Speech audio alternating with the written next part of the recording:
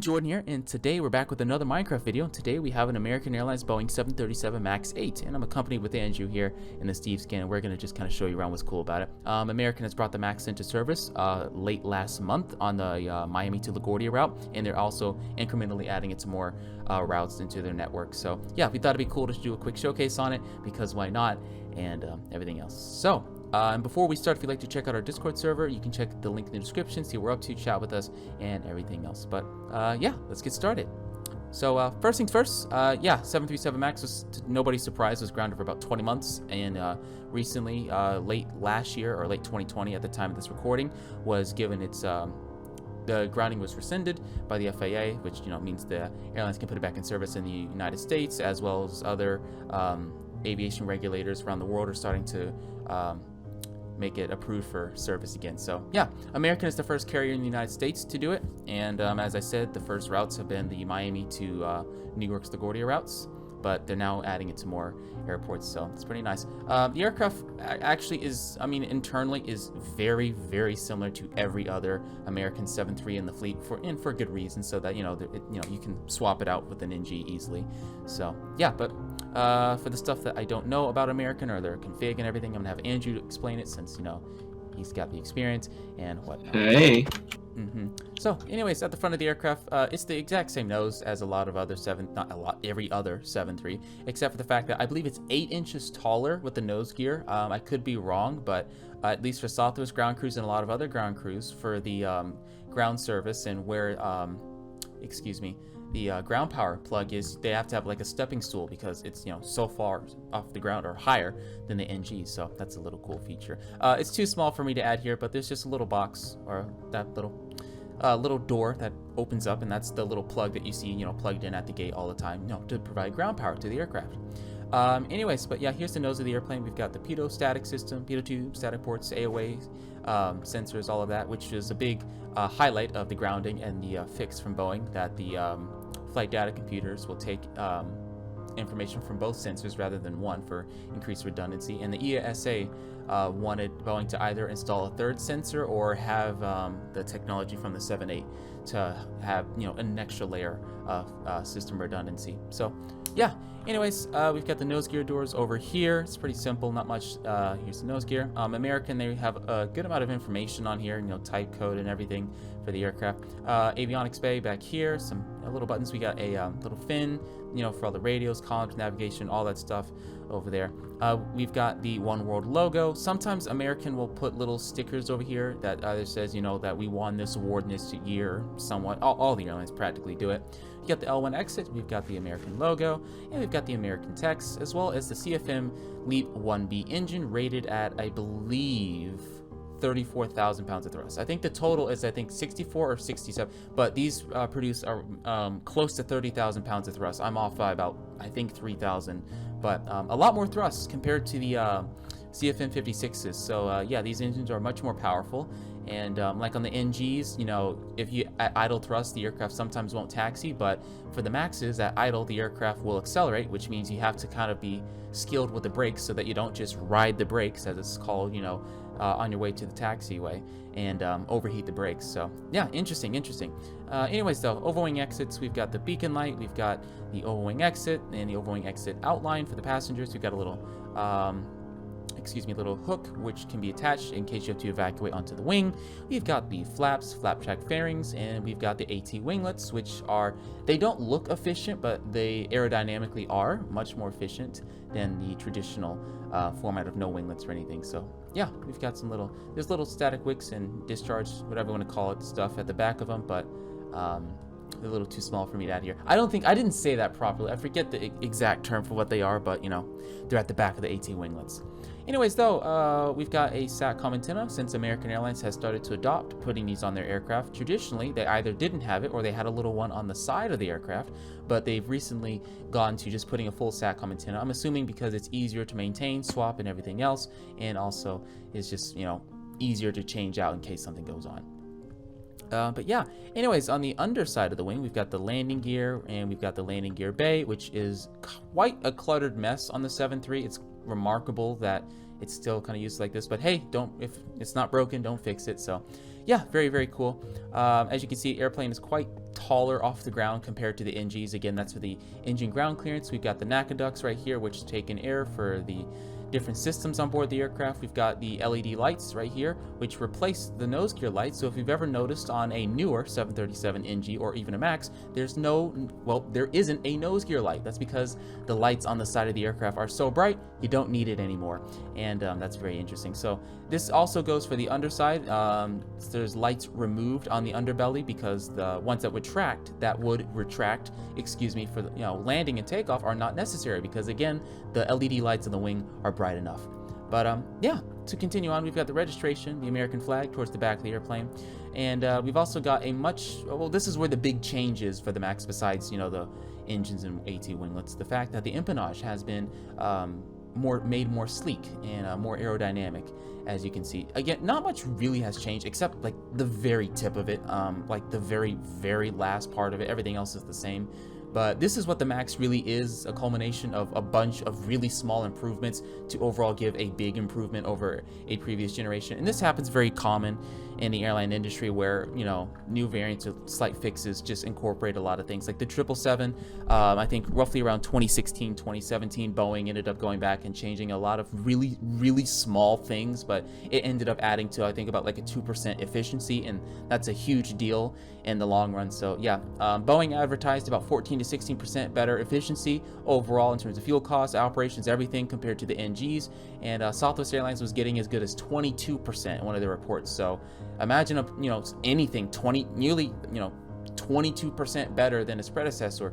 That's pretty stunning, and it's pretty great in terms of an operational standpoint, which is why airlines are very excited to get this back into service, especially with COVID, because you need to save money wherever you can, and operating this aircraft that uses less fuel, more range, more efficient, easier, that's just better overall. So enough of me rambling about the boring economics of it. Let's get back to the showcase. We've got the L4 exit right here. We've got the stabilizer trim markings there. Also, just as a quick side note, I'm in a dorm, so you might hear my very loud roommates in the room across from me. Do apologize about that. But yes, we've got the Tailskip device right here, which is used, it's pretty self-explanatory to help prevent a tail strike. There's a little marker on it that's red and green. If it shows I think it shows one color, then that you've tail struck in the aircraft and it needs to be replaced. So it's a good, little indicator right there.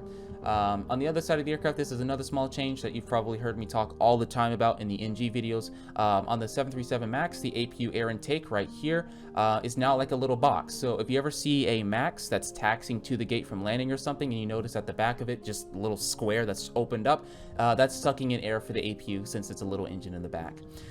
Yes, the tail, very simple though. It's the American Airlines tail. It's very complicated, the American Airlines tail. There's lots of halftones, lots of gradients that, you don't really see from a distance, but up close, it's a lot of precision and a lot of detail. And it honestly looks pretty nice, so good job, American. We've got wing lights right here. Actually, no, this is incorrect. American doesn't have logo lights. That's something that I forgot about, yeah.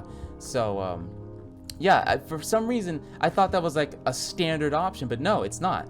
So, ever wonder why you don't see the tail light up on American's newer planes like the 737? Well, this is why, because they didn't buy the logo light option. So that's cool. Anyways, on the other side, cargo bays over here. Here it is right here. Registration. If we go to the front of the aircraft, we've got the front cargo bay, and we've also got pedostatic ports. Static ports for the pedostatic system. And then again, we've got the American text right here and everything else here. MAX, I'm a fan of the MAX. I've flown on it several times prior to its grounding, and I plan on it again once it's back in service with Southwest. And I think it looks pretty nice, especially since it's fitted with a lot of new modern tech and new engines. Again, back to the CFM LEAP 1B engines. They have chevrons, which are the little tooth spikes at the back of the engine that help make the engine a little quieter. The engine itself is much quieter compared to the previous generation aircraft, and it sounds nice. It's like a little mini 777 here and there, and it's also though very quiet. I like it, so yeah.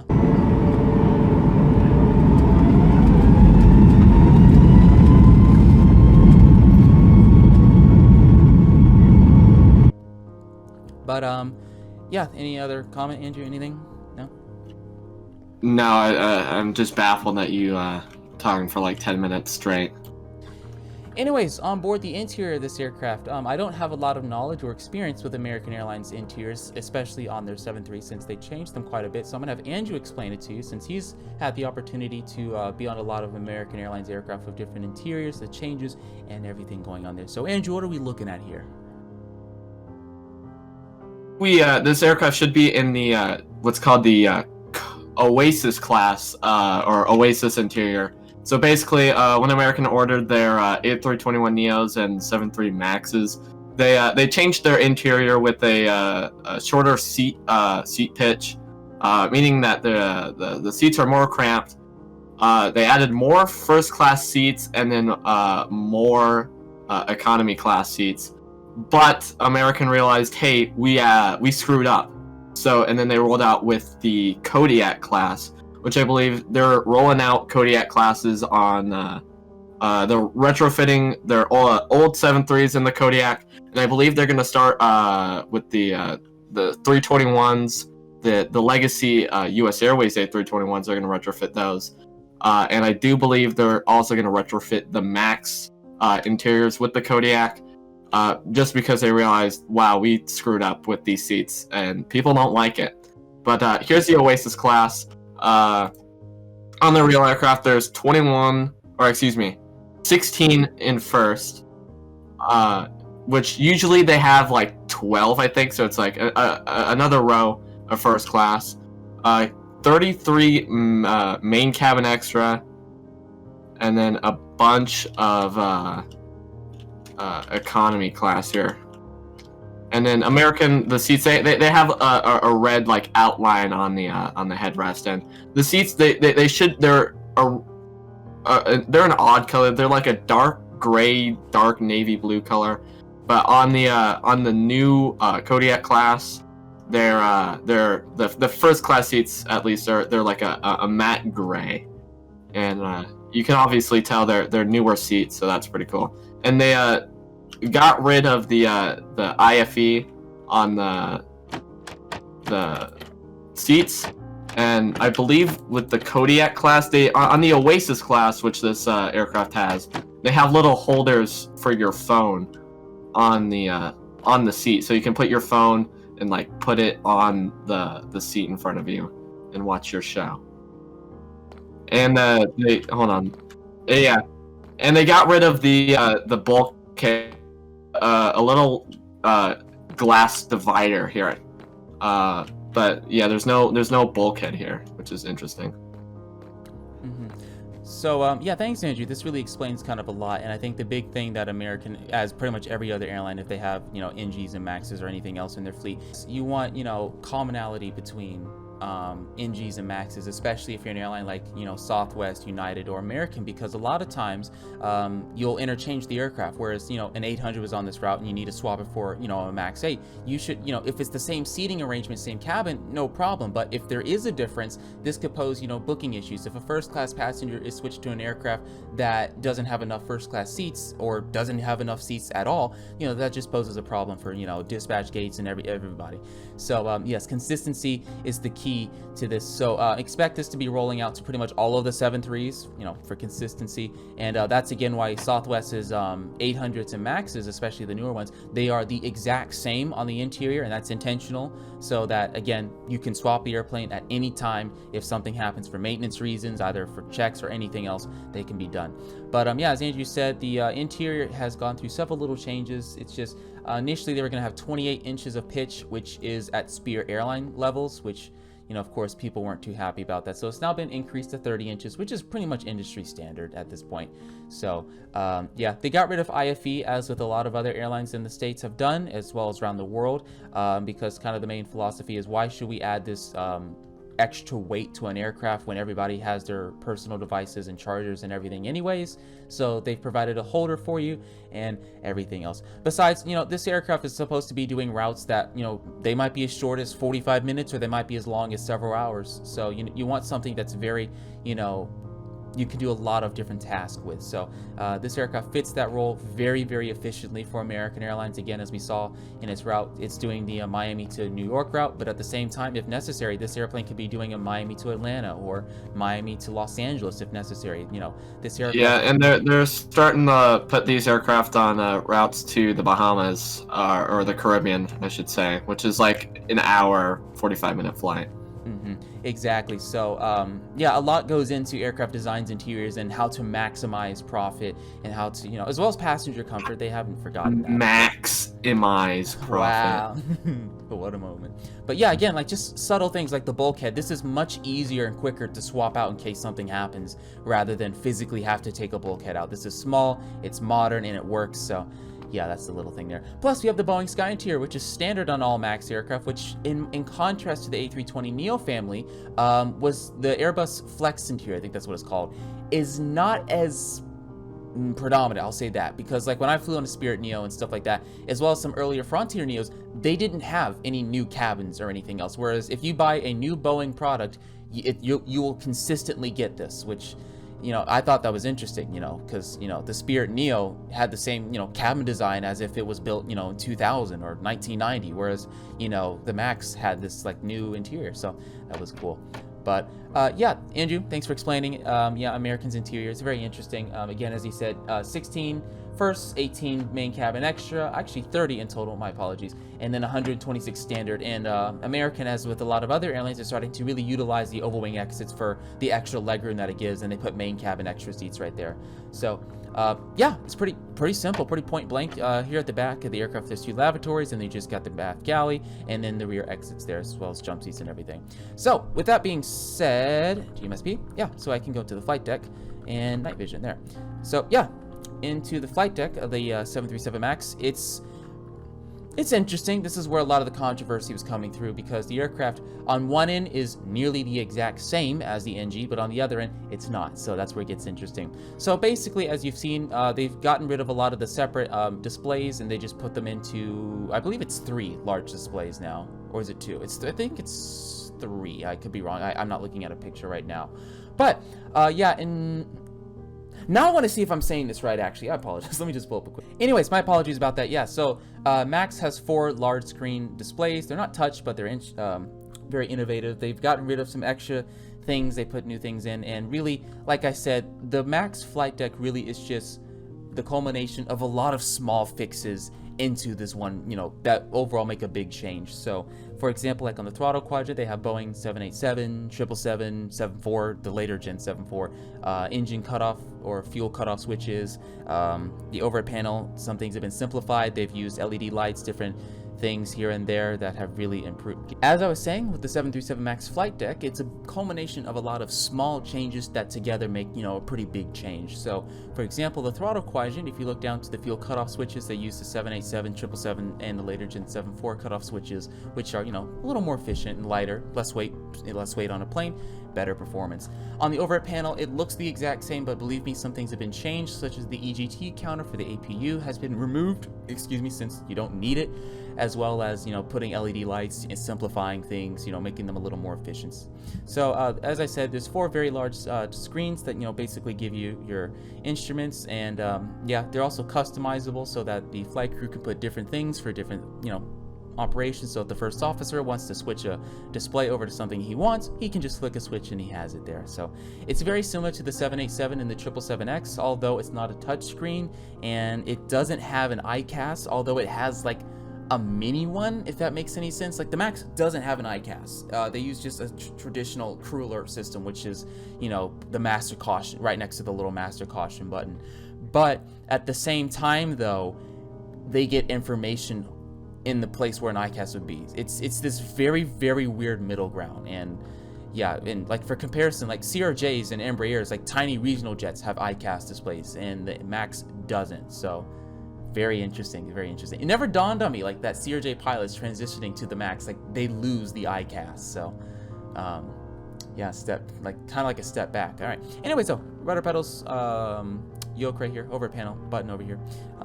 American, they have the HUD option for the captain, not for the first officer.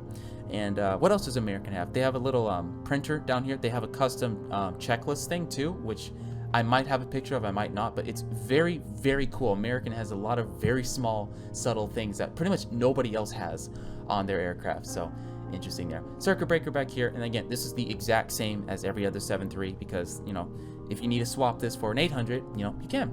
So yeah, but as a part of the new amendment of bringing this back into service, the flight crew are going into training for how to handle MCAS. MCAS and the whole flight control system has been redesigned. It's been improved so that in the event of it actually, you know, activating, given both of the sensors agree that something's going up in you're in a high angle of attack situation, you just, you know, push back on the control column or, you know, go against it and it disengages. So yeah, good changes, as well as flight crew are going under training specifically for that scenario, as well as other airlines making sure that their crews are up to date and up to speed on the MAX. So sounds good.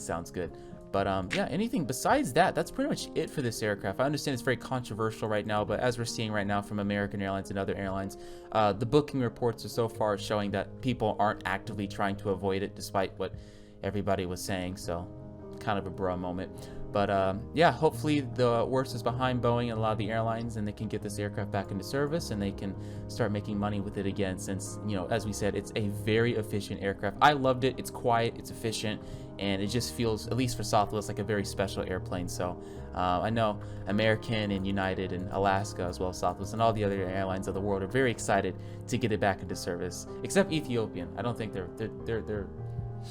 said they'd be the last, and they're no. Or Lion Air.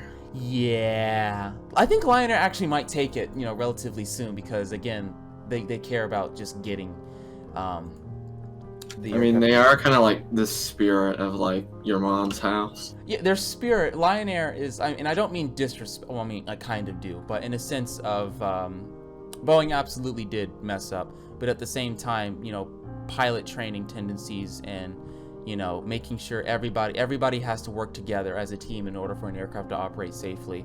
And, you know, especially with the Swiss cheese model, we need to try to fill as many holes as we possibly can. And, you know, you can fill the manufacturer hole, but at the same time, you need to make sure that the airline side of, you know, slice of the cheese is filled in, that, you know, management is making sure that the pilots and everybody is trained, they have a good safety management system, they have good adequate training, good reporting system, so that when somebody does something wrong, you know, we can learn from it and prevent it from happening again. So never heard that analogy ever in my entire life. The Swiss cheese model. Not a thing. That is a thing. I had an entire course about it in aviation safety. I will send you, I'll put a picture on here. I'm not kidding. That's an actual model. We had like test questions over.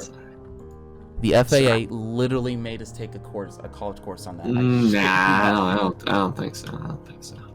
Okay, I'll send you some pictures on Discord later. Okay, anyways, have fun. Google Swiss cheese model of safety. That's a real thing. All right, but anyways, that's pretty much all we have for today. If you enjoyed this video, don't forget to like, comment, and subscribe. Check out Andrew's channel. His channel is, I think, in my Man, just check out my Instagram. Give me some internet fame.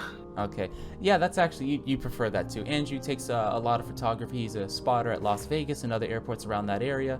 So check out his Instagram. It'll be linked in the description if you'd like to see some really cool pictures, as well as his jet photos account. He has very awesome pictures there. So just give me some internet views. Okay, don't you want like likes? Because you're, you know, spotter.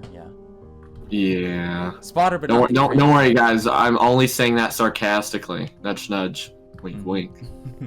All right, so anyways, that should pretty much be everything. And feel free to comment down below in the comment section below on what aircraft you'd like to see us do next, or your thoughts on the MAX there, because it's very interesting seeing people's opinions on it. Because like a year ago, they're like, I'm not stepping foot on it, and now people are doing that. So interesting. Anyways, enough of me rambling. Thanks for watching. I'm Jordan, and I will see you in the next episode.